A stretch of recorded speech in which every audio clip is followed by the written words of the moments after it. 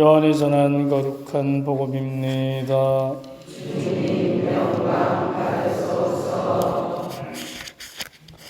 예수님께서 제자들에게 나타나시어 그들과 함께 아침을 드신 다음 시몬 베드로에게 물으셨다. 요한의 아들 시몬아, 너는 이들이 나를 사랑하는 것보다 더 나를 사랑하느냐? 베드로가 예 주님 제가 주님을 사랑하는 줄을 주님께서 아십니다 하고 대답하자 예수님께서 그에게 대답하셨다. 내 어린 양들을 돌보아라. 예수님께서 다시 두 번째로 베드로에게 물으셨다. 요한의 아들 시몬아, 너는 나를 사랑하느냐? 베드로가 예 주님 제가 주님을 사랑하는 줄을 주님께서 아십니다 하고 대답하자 예수님께서 그에게 말씀하셨다. 내 양들을 돌보아라. 예수님께서 세 번째로 베드로에게 물으셨다. 요한의 아들 시몬아, 너는 나를 사랑하느냐? 베드로는 예수님께서 세 번이나 나를 사랑하느냐 하고 물으심으로 슬퍼하며 대답하였다. 주님께서는 모든 것을 아십니다. 제가 주님을 사랑하는 줄을 주님께서는 알고 계십니다. 그러자 예수님께서 베드로에게 말씀하셨다. 내 양들을 돌보아라. 내가 진실로 너에게 말한다. 내가 젊었을 때에는 스스로 허리띠를 메고 원하는 곳으로 다녔다. 그러나 늙어서는 내가 두 팔을 벌리면 다른 이들이 너에게 허리띠를 메어주고서 내가 원하지 않는 곳으로 데려갈 것이다. 예수님께서는 이렇게 말씀하시어 베드로가 어떠한 죽음으로 하느님을 영광스럽게 할 것인지 가리키신 것이다. 이렇게 이르신 다음에 예수님께서는 베드로에게 말씀하셨다. 나를 따라라. 주님의 말씀입니다.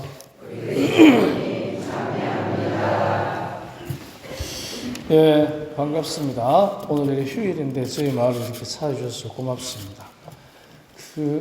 위에는 어느 성당 성가대지요? 울산 어디요? 울산 성안 성당입니다. 성안. 안 성하면 안 되는구나. 성안 성당. 멀쩡한 성당. 성가대 오셨어요? 아, 그리고 확실히 다르시네. 성가를 잘하시면 고맙습니다. 반갑습니다. 이따가 묵상 때 특성도 한곡 하시고 부탁합니다. 빨리 수위하이소. 성할 때 수위하이소. 예, 우리가 오늘 복음에 보면 재밌는 이야기가 나오는데 예수님과 제자들이 지금 이런 대화를 나누고 있는 때가 언제라고 나옵니까? 방금 아침을 드시고 자, 여기서 성경에서 아침이라는 것은 구원을 뜻합니다. 구원의 시간. 그러면 최후 만찬 때는 어둠의 시간에 유다에게 악마가 스승을 팔아넘길 생각을 불어넣었다. 그러면 이제 아침은 구원의 때, 어둠이 시작되는 때는 악마의 시간이 되는 겁니다. 지금은 이제 부활하신 주님과 제자들이 만나서 아침을 먹는 것입니다. 그런데 이 장소가 혹시 어딘지 아십니까? 요한복음 21장 부활절 이야기에서 아주 유명한 장소인데 숯불을 피워두고 와서 아침을 먹어라. 그 장소입니다. 그런데 그 장소가 어떤 장소입니까? 밤새도록 한 마리도 못 잡았지만 깊은 곳에. 그래서 몇 마리 잡아요? 큰 고기만 153마리. 곧 장수예요, 이 장수가. 그러니까 밤새도록 헤매다가 즉 혼란의 시간 을 겪다가 해가 밝아올 때 주님께서 부활하신 주님께서 깊은 데에 그물을 쳐라. 또 다른 성경에 보면 예수님께서 그물을 치는데 어느 쪽에 치라는 얘기가 나옵니까? 오른쪽. 그러면 연결시켜 보면 오른쪽 깊은 곳 때는 아침 153마리가 걸려 올라온 그 장소 물가에 이렇게 되는 겁니다. 아침에. 자, 그러면 잘 한번 생각을 해봅시다. 큰 호숫가에 물가에 아침에 숯불을 피워놓고 큰 고기만 153마리를 잡아서 부활하신 스승과 제자들이 아침을 먹고 있다. 평화롭습니까? 혼란스럽습니까? 평화롭죠. 그게 이야기의 핵심입니다. 부활하신 주님과 함께하면 우리가 평화롭다는 것입니다. 평화롭다는 것. 뭘 먹어서가 아니라 같은 음식을 같은 장소에서 같은 시간에 먹는 거죠. 이것은 굉장히 친한 사람들만 가능한 얘기입니다. 여러분은 왼수하고 밥을 먹으면 편안합니까? 아니면 체합니까? 불안해. 근데 이게 스승과 제자가 주님과 백성이 같은 빵과 같은 잔을 나눠 먹고 마신 사람들이 이제 모여 있는 겁니다. 아침 시간에. 그래서 이 평화로운 시간에 이제 그 평화로움의 가치를 더 본독해 하고 활성화시키기 위해서 주님께서 물으십니다. 요한의 아들 시몬아, 너는 나를 사랑하느냐? 몇 번 물으시죠? 3번. 왜 3번 물으셨을까? 베드로가 누구죠?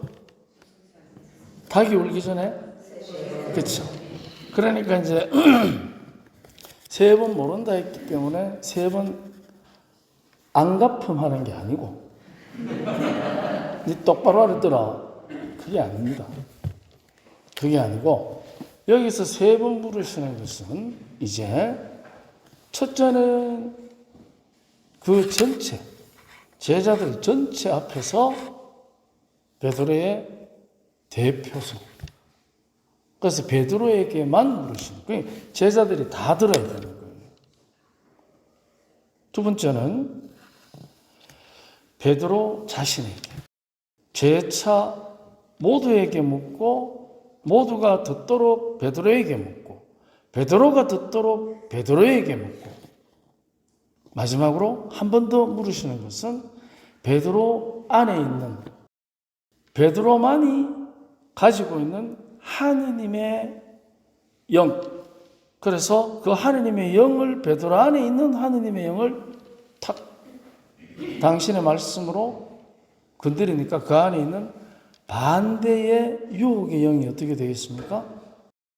사라지는 거예요.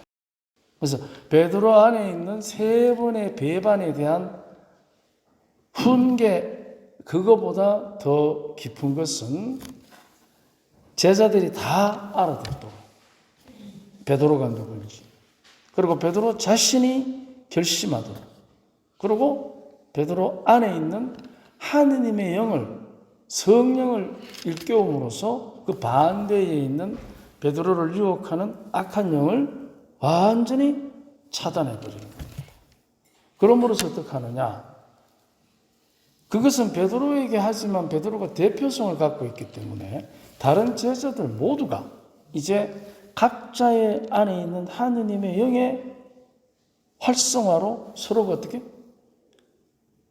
같은 빵과 같은 잔을 나누어 먹고 마신 한 몸으로서의 일치가 확연히 이루어져요. 그러면 그 일치를 해야 되는 목적이 뭐냐? 목적이 뭐냐? 그것은 다름이 아니라 여기에 오늘 복음에 나오죠. 내 양들을 돌보아라.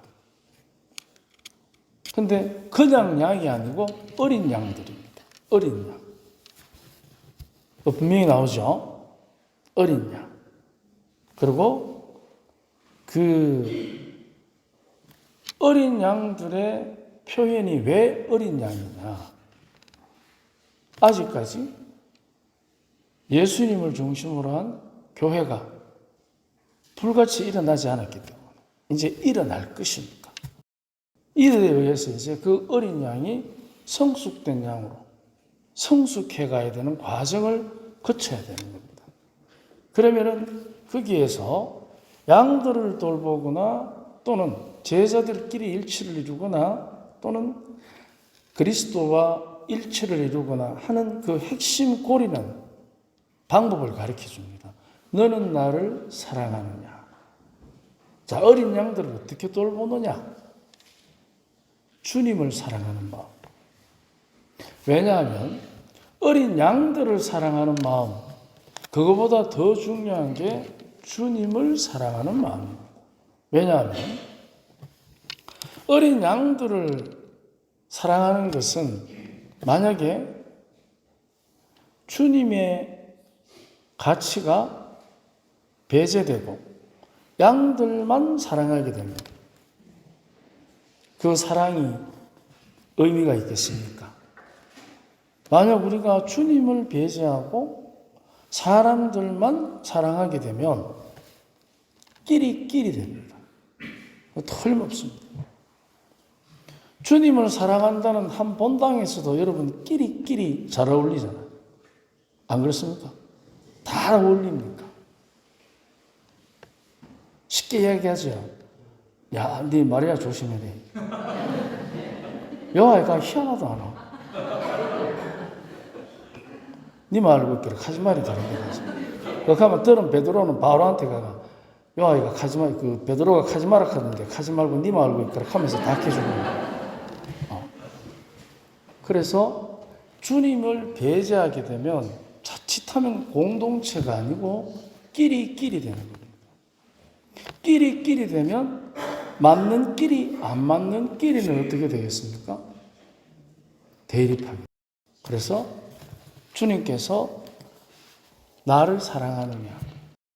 그것은 바로 이제 앞으로 당신이 떠나고 올 성령의 역할을 알려주는 것도 되는 것입니다. 왜냐하면 우리 각자 안에 있는 성령의 역할은 누구든지 간에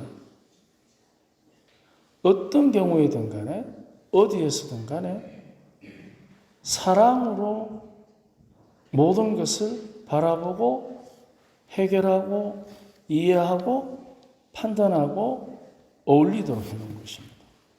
그런데 우리는 사랑이 아니라 가끔 나만의 계세법으로 계산으로 상대를 대할 때가 있습니다. 계산된 처세술. 계산된 처세술을 하면 두 가지의 위험한 현상이 일어납니다. 뭐냐? 첫째, 계산된 처세술은 쉽게 짐작합니다. 짐작. 저 사람 벤츠 580 타고 롤렉스 팔에 찬 거 보니까 돈 많겠네.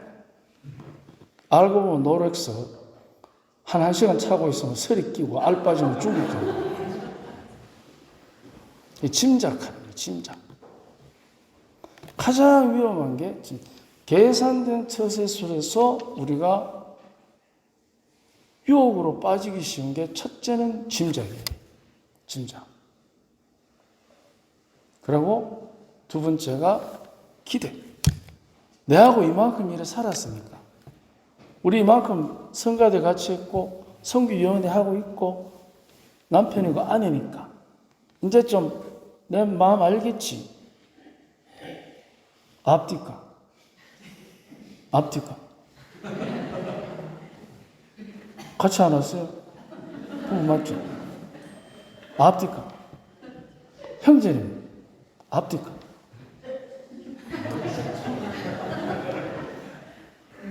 오늘 휴일 잘 지내려고 하면 내일까지, 모레까지, 그죠? 그래서 이제 두 번째 뭐냐면 기대가 굉장히 위험한 계산된 처세술입니다. 기대. 기대해서 만족한 적이 많습니까? 실망한 적이 많습니까? 실망하죠. 그러니까 실망을 하게 되면 그 뒤따라오는 게 뭐냐? 불만이에요. 불만. 그래서 계산된 처세술은 굉장히 위험한 악마의 유혹입니다. 그러면 사랑은 뭐예요? 사랑은 지금 베드로에게 예수님께서 첫 번째 물음은 제자들 모두가 듣도록, 두 번째 물음은 베드로 안에 있는 하느님의 영에 대한 베드로의 자각. 베드로 스스로가 자기가 누구라는 걸 깨는 스스로의 자각. 그리고 세 번째는 베드로 스스로가 자기 안에 있는 하느님의 영에 대한 깨달음을 통한 응답. 이거를 이끌어내는 걸 보면 사랑은 첫째, 지금부터 시작하는 거예요. 있는 그대로. 베드로가 제자들 안에서 있는 그대로. 그리고 있는 그대로 받아들이기 때문에 스스로가 응답하도록. 주님께서, 내가 주님을 사랑하는 주님께서 아십니다. 응답하도록. 근데 우리는 스스로 응답하게 하는 게 아니라 응답하도록 간섭하는 경우가 많습니다. 당신 나 사랑해? 그런데 와 텔레비만 보고. 그러니까 우리들 안에서부터 그 사랑은 있는 그대로, 그리고 스스로 응답하고. 그러려면 계산된 처세술에서 오는 모든 기대와 짐작을 버려야 합니다. 그래서 주님께서 분명히 끝에 말씀하십니다. 허리에 끈을 묶어서 원하지 않는 곳으로 데려갈 것이다. 자, 그곳이 어디냐? 원하지 않는 곳이죠. 아내에게는 남편이고 남편에게는 아내입니다. 원하지 않는 것. 그러니까 무슨 뜻이냐? 상대가 원하지 않는 곳.